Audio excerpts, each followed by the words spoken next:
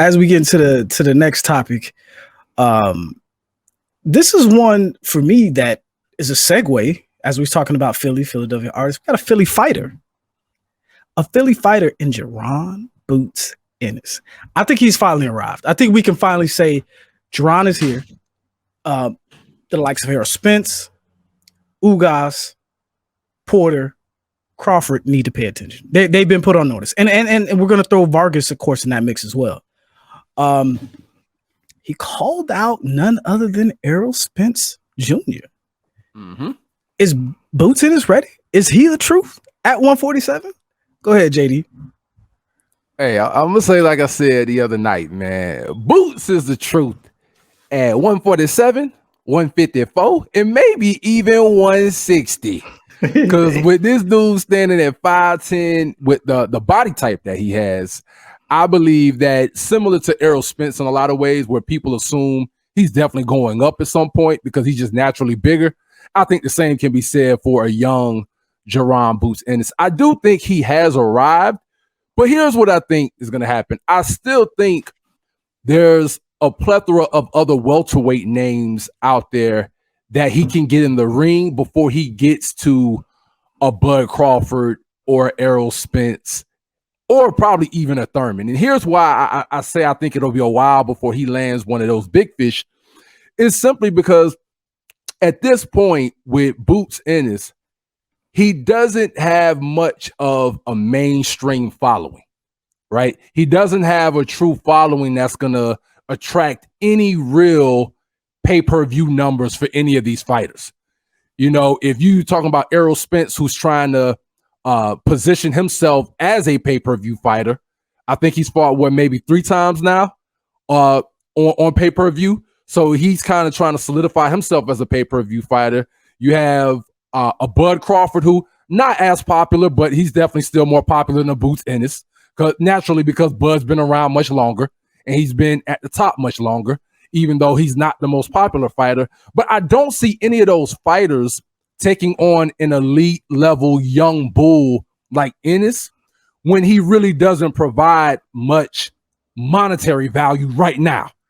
Now, if you're talking about a monetary piece as far as making a fight with the fighter, really it would be a win-win for Boots Ennis because he's not really going to bring much money to the table.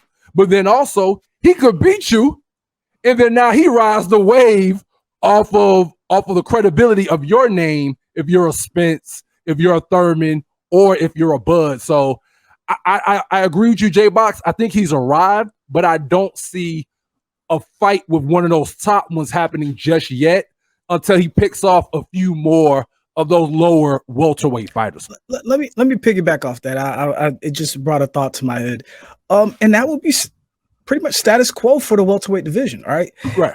Pretty much the beef between Thurman and Spence is the fact that Thurman was like, "Wait your turn, young buck," and so I think pretty much the same will happen because it's funny how Spence is kind of rubbed the wrong way about how Thurman responded to his challenges at the time in their career, because at that time, Errol Spence was pretty much at the same level as where Boots is in his career. Right. So it's going to be, it's going to be interesting to see how all the welterweights responded and how unfair is it for Terence Crawford to really be wanting this super fight with Errol Spence Jr., wanting to fight Thurman, and then now fighting a Porter, and then you get this young monster coming along. And let's not forget about Virgil Ortiz in this mix. There is some rumblings about those two young fighters getting together and making a pretty big fight, which I think should be the order that it happens in. I've said this some months ago, exactly. Like that should be the fight. So I'll go ahead and JDV got something on it, and Q, you go ahead and finish it off for us. No. Go ahead, Q. Go ahead. Yeah, Q. he just went before you did. Anyway, listen. Virgil Ortiz do not want that shit.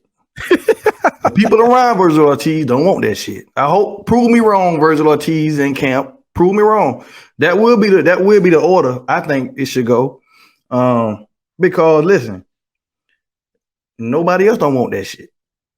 Nobody listen, and for the right reasons. Like that's way, and I want to see him in there with the best. You know what I'm saying? But I agree, JD.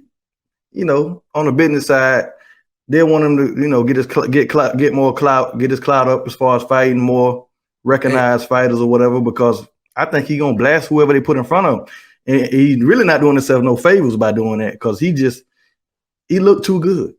If that's the thing, he looked too good. I think he's gonna have to, because he's a laid back type. He don't talk much. You know what I'm saying? I check him out on his live feeds. He going to have to be more aggressive vocally and sell himself more because he has all the goods. The man has the goods. You know what I'm saying? I don't think nobody. I said it after the second round when he fought Lipnitz, Sergio Lipnitz, whatever his name is. I know I'm saying it wrong, but second round, I said, man, this man here is the truth, and he ready for it. And I thought I was overreacting, but I watched Showtime Sean Porter podcast, and he said the same damn thing, the same round. So I said, he saw the same thing I saw. But I'm excited to see him whenever he fight, whenever he line it up, and however it goes. But I would like to see him and Virgil Ortiz at this point. I really would like to see that. And what I'll sprinkle in there too, to your point, Q, he definitely has to become more vocal or do something to market himself a little bit more. Because I'm gonna be honest with y'all, I think maybe until Q might have mentioned it early last week, I had forgot that Boots Ennis was even on the schedule. I literally forgot that Boots Ennis was even on the schedule. So, and part of that also might have to do with Thomas Delorme. A lot of people feeling like Thomas Delorme, he was going to wash him up quickly, which he did. So I could also see how offense, though. I mean, I was impressed early with his offense. I mean, can't say early because it was one round, right. And even after he after he got dropped the first time, I think he caught Boots with some, and Boots had to sort of he touched me, he caught him with an overhand right, and he just went back to what he was doing. But did y'all see this? Now this is something I put this in a IG post. After he dropped him the first time and he went back to the corner, did y'all see he looked over and it looked like he was scanning the crowd looking at somebody, bro. It was so gangster. But he could have been doing the bull. I couldn't see his feet. He could have been doing the bull thing, But I think I seen Roy Jones or somebody do, other boxers do.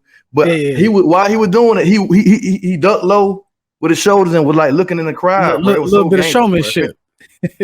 That was crazy. So he do more stuff like that with that type of performance, man. He might not have to talk much. Yeah, I mean, exactly. And that's what he's gonna have to do, man. He's gonna have to market himself a little bit better, man. Because nobody really knows of Jaron Boots Ennis outside of boxing is. Yeah, and at this point, he would need a guy, which he may be moving on to junior middleweight in Danny Garcia. Danny Garcia. Yeah, and so nobody you have to take Danny Garcia seriously. Just no disrespect to Danny Garcia, but I was about to ask y'all, have y'all seen him lately? I think he's becoming more of a personality, like an IG. I think he might get into comedy, bro. I've been saying that Danny right now, he in the middle of being a reality TV star. Yeah, that's what Danny G. Is his father a part of it? Philly. That would be a big fight in Philly, no doubt. Right, exactly. And Boots has already talked about that, but I don't see it. Yeah, and that's what came to my mind, just because they're both Philly fighters, right? And it would be it could happen. Go ahead. I'm sorry. Yeah, I'm saying it could happen, and it should happen. It could happen, but I don't think Danny Garcia is in a space right now, like I was saying, to go ahead and press forward with that. So I think after a loss to Errol Spence, where it was a pretty tough fight, I think he'll take a tune-up fight, and that may happen. He may put on for Philly, you know what I'm saying? But I think he's more focused on kind of getting back, his mind right, and then moving to 154 if he indeed holds to what he said. So, I mean, you can't miss with that fight. It has all it has all the fan base. It has all the makings of a great backstory. Especially if any point in time they've crossed paths, and them both being Philly fighters, you would imagine that they at some point both cross paths somewhere. And so I don't know if Danny Garcia is that's a good fight for him right now, but I'm pretty sure Boots would jump on the opportunity to fight Danny Garcia. It'd be a decent money fight. So, yeah, can't mess with that one. And you know what else you can't mess with? Connect or whiff.